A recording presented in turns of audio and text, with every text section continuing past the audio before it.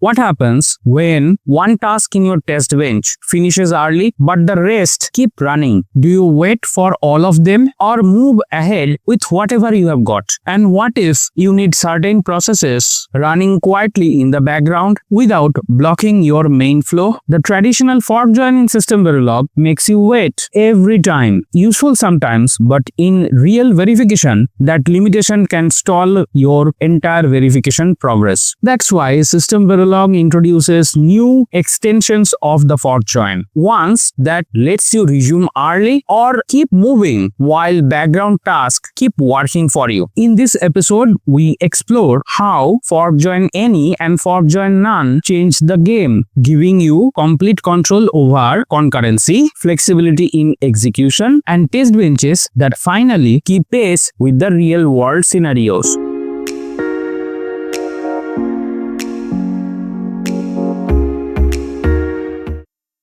Hey guys, welcome back. In today's episode, we'll be discussing the below points.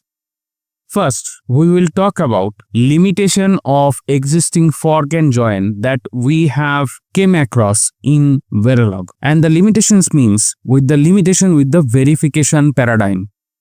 Next, we will talk about how limitations are overcome by fork join new variants like fork join any or fork join none. These are introduced in SystemVerilog.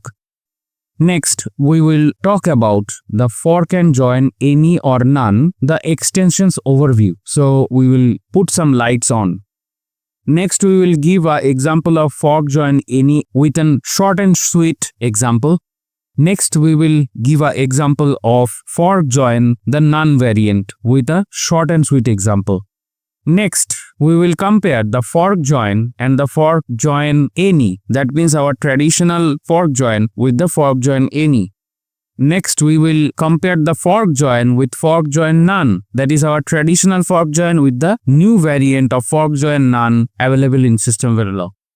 Next, we will compare the three, that is our traditional fork join, the fork join any and fork join none side by side in a table. So that's the menu for today. Without any further delay, let's begin.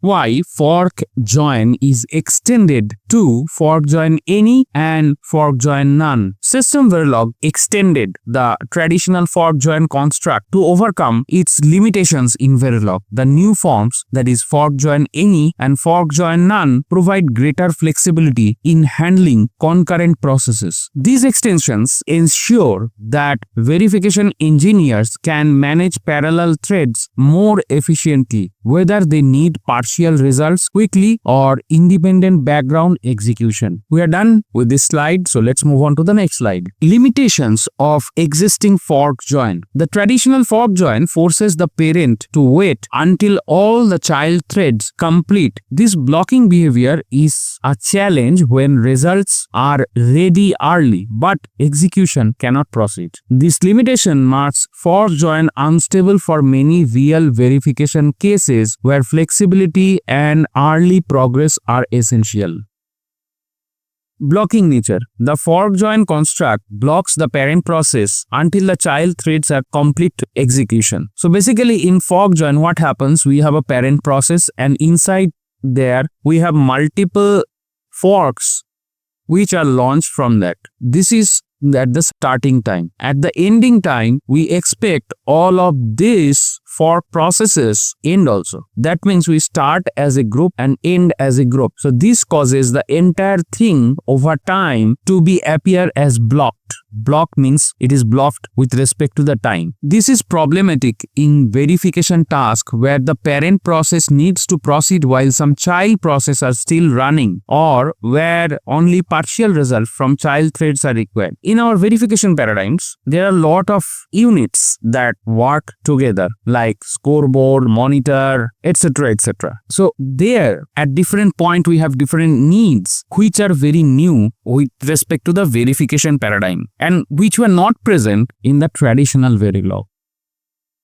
Here is a small problem we demonstrate. So here is the initial block that starts and the fork starts here, and the different child processes inside the fork are written in the begin end. So there are two child processes, right? And here 20 time unit delay is there, and then after that the display is done, the task 1 is done. Here 50 time unit delay is there, and then display says the task 2 is done. And then the fork ends with join. That means with respect to time, after these two has ended, right, in timeline 1, say suppose the first one ends at 20 and the second one ends at 50, then at some point the join happens. So from the starting time to the ending time, the complete parent process is blocked. So it have the child processes inside it and it is blocked over time. And then once the join is done, then we display the parent resumes after all tasks. So this resumes after 50 time units. That means this one. Okay, so if we subtract 20 time unit from 50 time unit, so 30 time unit, even the first process, that is this child process, is completed, we cannot get it in hand. We have to wait for the parent to complete,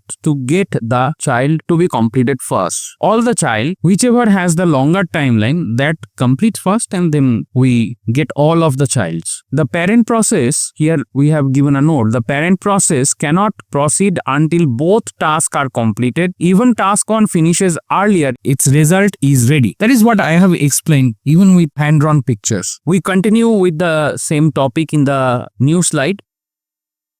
There is no early resumption. In some verification scenarios, the parent thread might need to resume execution as soon as any one of the child thread completes, like an event-driven simulation. This isn't possible with traditional fork join, which already we have shown through example.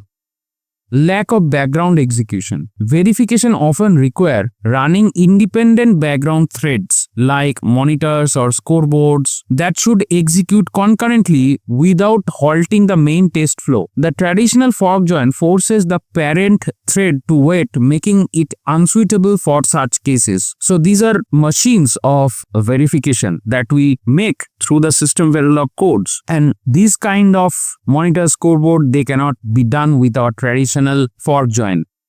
Error recovery and time handling. In fork join, if one thread hangs, that means one child process is suspended for some reason and we cannot get it back, maybe due to a bug or timeout, the entire process stalls. That means the parent got stalled. That means we cannot get to the end and the parent is running endless. There is no built-in mechanism to proceed or recover when some threads fail or exceed their execution time. Verification complexity. Verification environments often involve dynamic interaction such as checking for certain condition as soon as one thread completes. So sometime we might require this.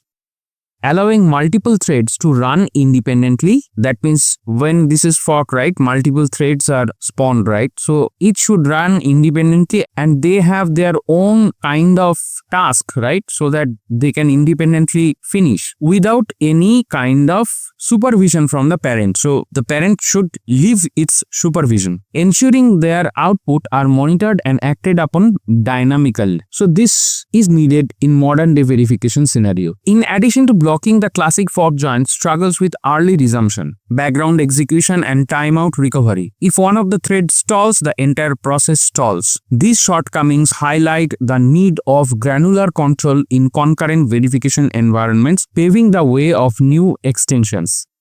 Traditional fork join lacks the granularity to handle these interactions effectively. In addition to blocking, the classic fork join struggles with early resumption, block execution, and time recovery. If one of the thread halts or stalls, the entire process stalls. These shortcomings highlight the need of granular control in concurrent verification environments, paving the way for new extensions. So we are done with this slide, so let's move on.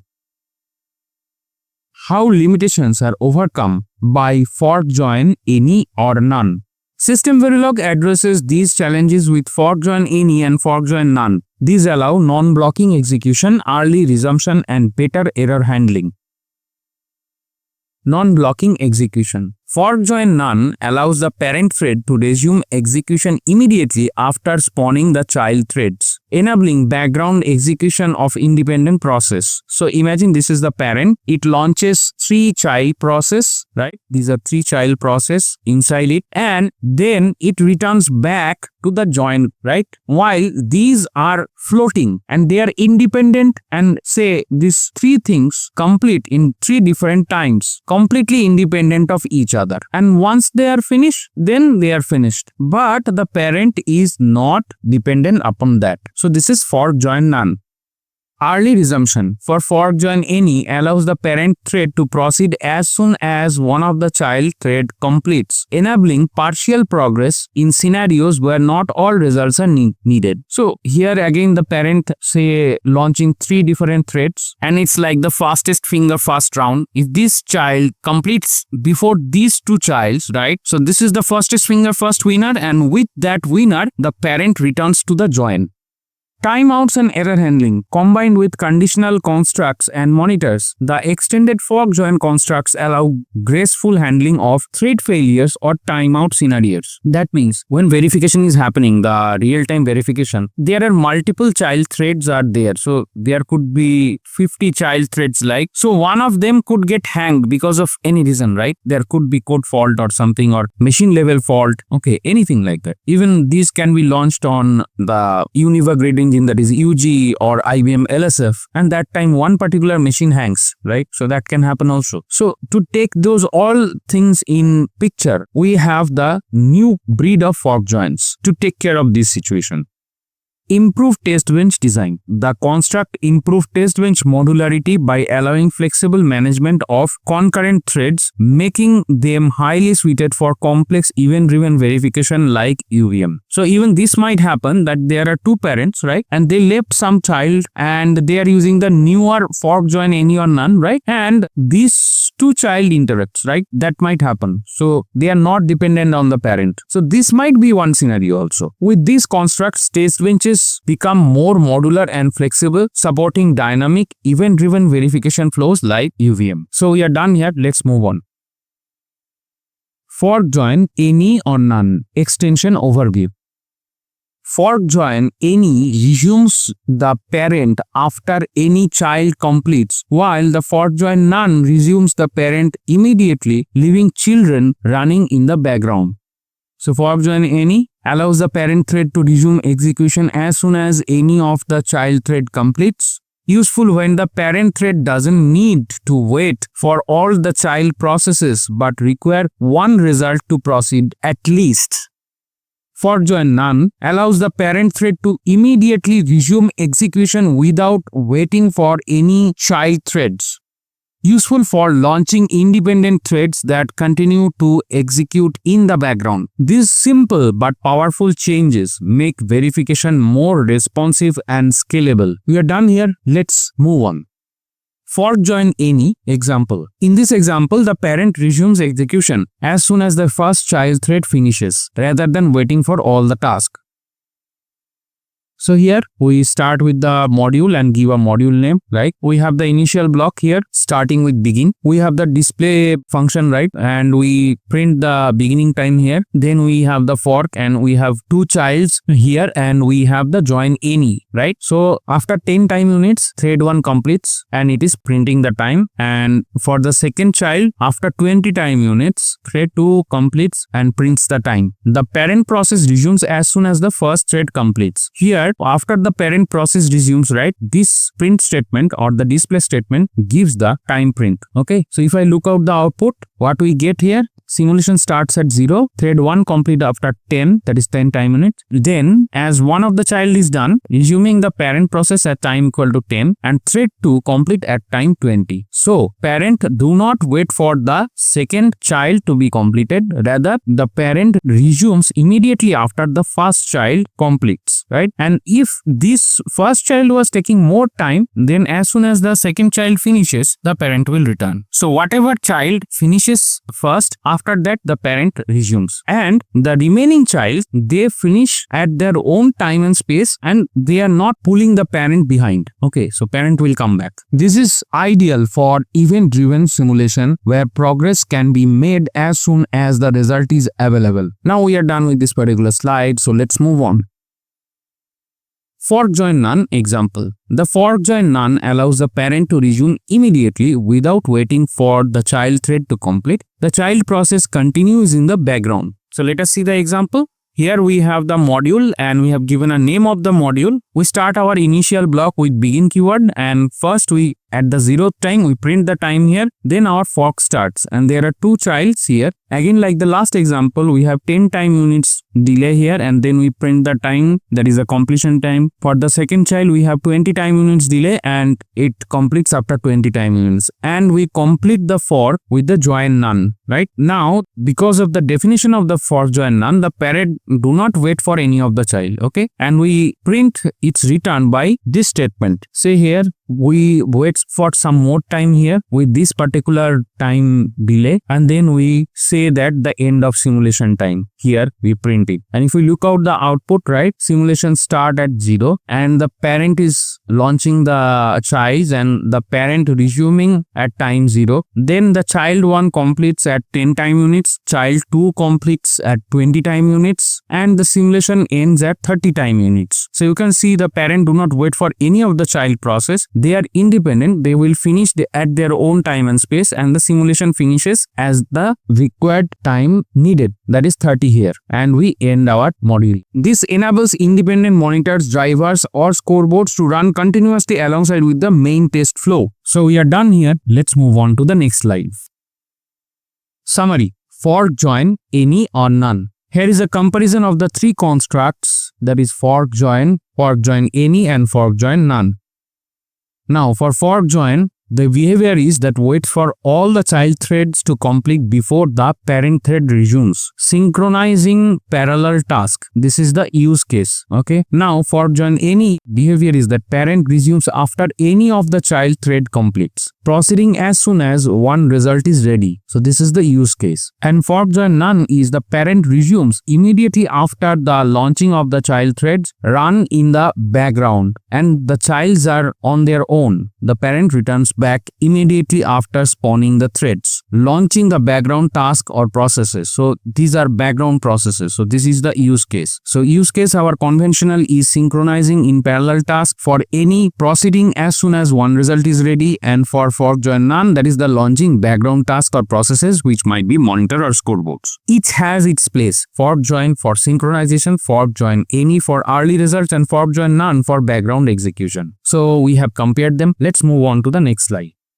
Now comparing fork join and fork join any. Let's compare the traditional fork join with the fork join any. Both launch concurrent tasks, but they differ in when the parent resumes.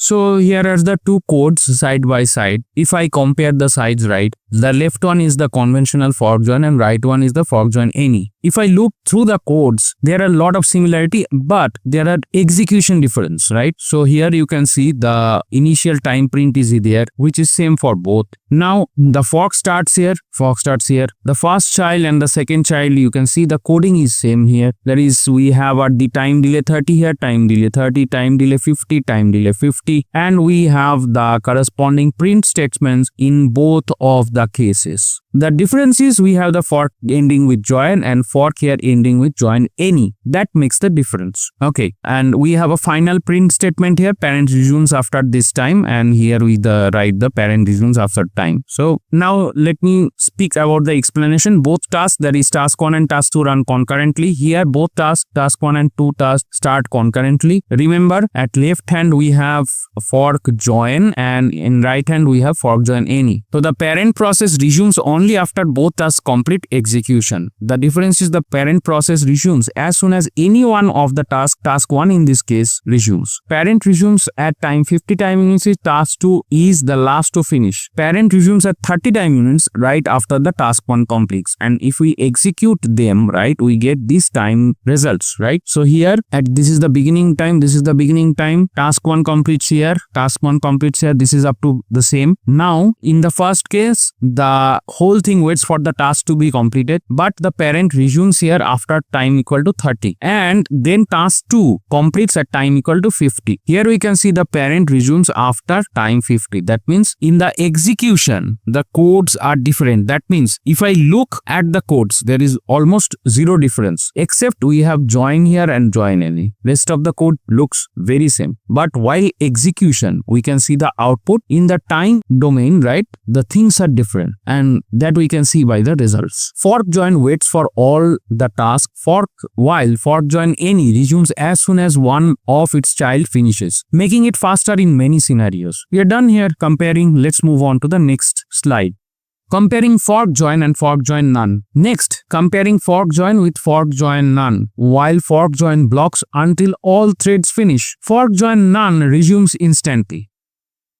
This one first, our conventional fork join, and this one is the fork join none. So now let me compare the codes. So first line, the module, it looks the same. There is a little bit difference. Then we have the initial begin in both cases. Then at 0th time, we have the print statement here. Okay. Then the fork is there. And then we have the first child with the first begin and end. Then here also the same. We have the second child in the begin and end. And we have the second child begin and end. Difference is here. We have join only and we have here join none. Okay. Now parent resumes only after all tasks complete. Here parent resumes immediately, right? And we have the display parent resume after, right? This time unit. And we have the same parent resumes immediately after this. So we have the print, right? And allow time for the child task to finish, because there will be lot of time, and we end of the simulation at time. We print the time here. Okay. Now this is our conventional fork join, and this is our newly introduced fork join none. If we compare both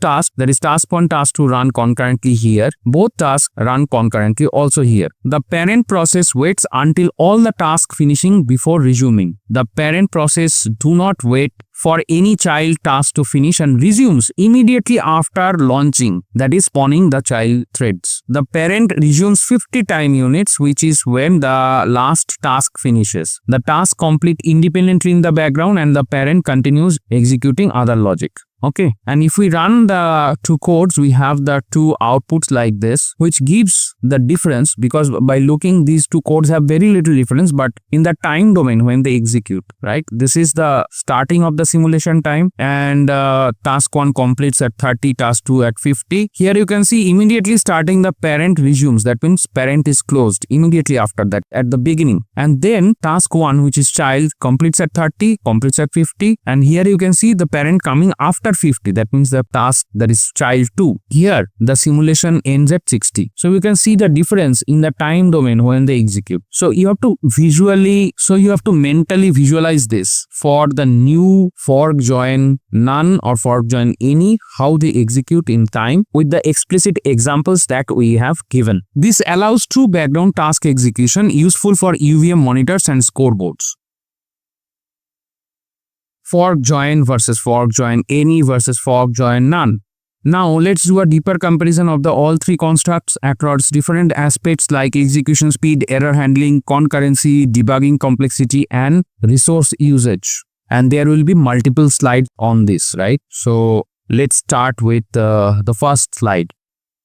Here in this comparison table, we have the aspect here, and we have the three of our candidates, that is conventional fork join, new fork join any, and new fork join none here, right? And in the next slides, the columns will be like the same, whereas the parameter on which are comparing is on the each row, the first element, right? So if we see the parent resumption, right? The parent resumes after the all child tasks are complete. Here for fork join any, parent resumes after any one of the child completes. Fork join none, parent resumes immediately after spawning the task. Now if we talk about blocking behavior, this is fully blocking, parent waits for all threads to be completed. For any, this is partially blocking, wait for any one of the thread to complete, that is any one of the child thread to complete. Non-blocking, that is parent does not wait for any of the thread. Use case, task must all complete before parent can proceeding with partial results from the any of the thread, and this is running independent background task like monitors. And for execution context, we have synchronized execution for all child tasks. Here we have synchronization with the first completed task.